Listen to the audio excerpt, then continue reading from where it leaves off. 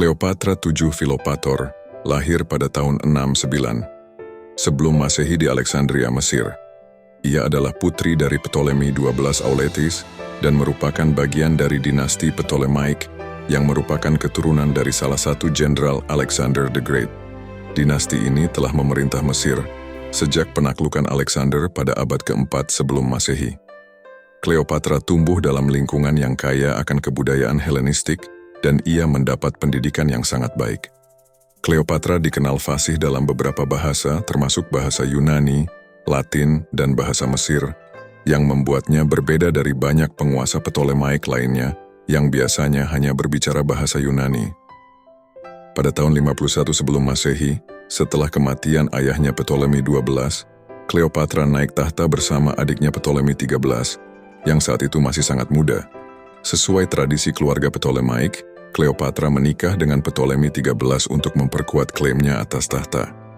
Namun, pemerintahan bersama ini segera dipenuhi dengan ketegangan dan konflik. Ketegangan antara Kleopatra dan Ptolemy XIII disebabkan oleh ambisi Kleopatra untuk memerintah sendiri dan upaya kelompok penasihat di sekitar Ptolemy XIII yang berusaha untuk mengusir Kleopatra dari kekuasaan.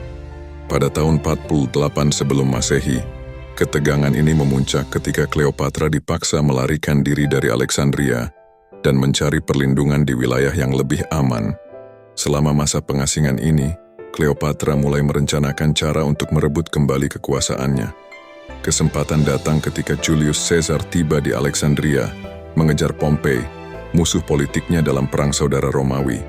Kleopatra melihat kedatangan Caesar sebagai kesempatan untuk mendapatkan dukungan politik dan militer yang ia butuhkan.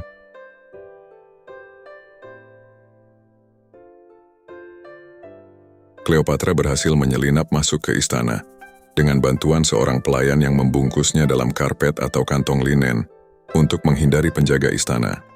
Ketika karpet tersebut dibuka di hadapan Caesar, Kleopatra muncul dan memikat Caesar dengan kecerdasannya dan keberaniannya. Caesar, yang tertarik baik secara politik maupun pribadi, setuju untuk mendukung Kleopatra. Dengan dukungan militer Caesar, Kleopatra berhasil mengalahkan pasukan Ptolemy XIII dalam pertempuran di Alexandria. Ptolemy XIII tewas dalam pertempuran tersebut, dan Kleopatra kembali naik tahta sebagai penguasa tunggal Mesir.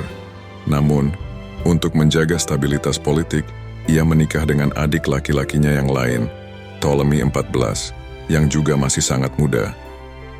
Meskipun Kleopatra secara resmi menikah dengan Ptolemy XIV, hubungan politik dan romantisnya dengan Julius Caesar jauh lebih signifikan. Caesar, yang memiliki pengaruh besar di Roma, mendukung Kleopatra untuk memperkuat kekuasaannya di Mesir. Hubungan mereka juga membawa keuntungan bagi Caesar, karena Mesir adalah negara kaya yang dapat menyediakan dukungan finansial dan sumber daya lainnya untuk ambisi politiknya. Kleopatra melahirkan seorang putra yang diberi nama Ptolemy, 15 Filopator Filometor Caesar, lebih dikenal sebagai Caesarion, pada tahun 47 sebelum Masehi. Caesarion secara luas diyakini sebagai anak biologis Julius Caesar, meskipun Caesar tidak secara resmi mengakuinya di Roma. Meskipun demikian, Kleopatra berharap bahwa Caesarion akan menjadi penerus Caesar dan pewaris kekuasaan besar. Pada tahun 46 sebelum Masehi, Kleopatra dan Caesarion berkunjung ke Roma. Kleopatra tinggal di Villa Caesar di luar Roma, yang menunjukkan hubungan erat mereka. Kunjungan ini bertujuan untuk memperkuat aliansi politik antara Mesir dan Roma, serta untuk memamerkan kekayaan dan kekuasaan Kleopatra. Kleopatra juga memperkenalkan gaya hidup dan budaya Mesir kepada masyarakat Romawi, yang mempengaruhi seni dan mode di Roma pada saat itu.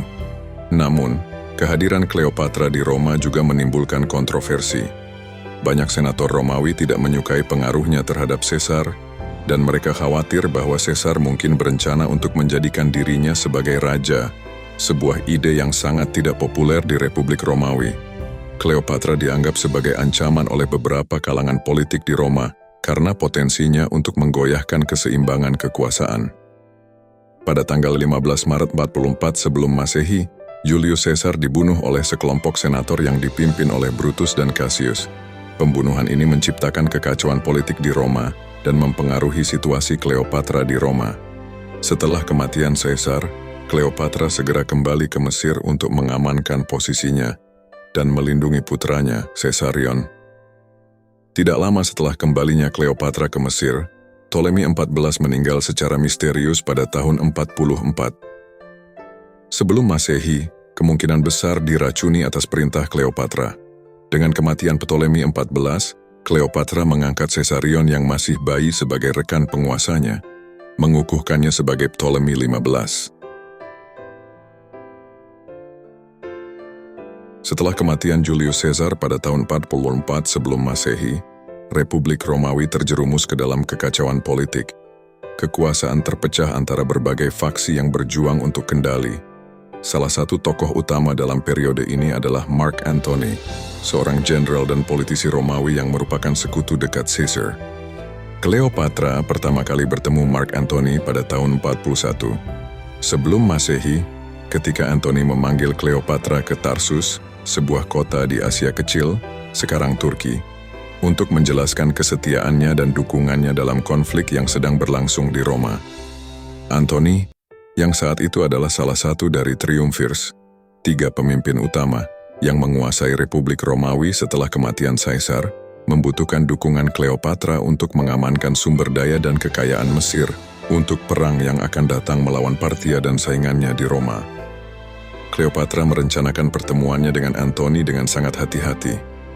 Dia tiba di Tarsus dengan gaya yang luar biasa, menaiki perahu mewah yang dihiasi dengan layar ungu dan dayung perak, sambil berpakaian seperti Dewi Yunani Afrodite.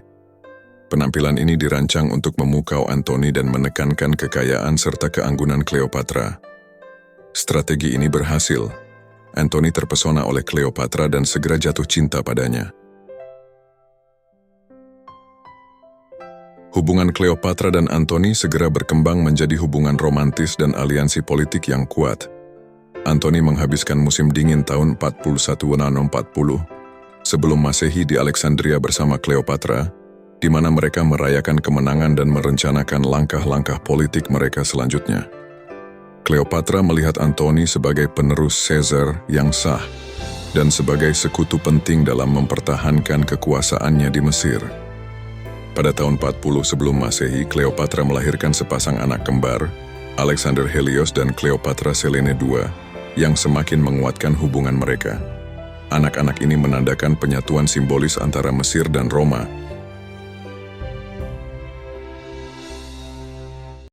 Meskipun hubungan mereka erat, Antony harus kembali ke Roma untuk menangani urusan politik dan keluarganya sendiri.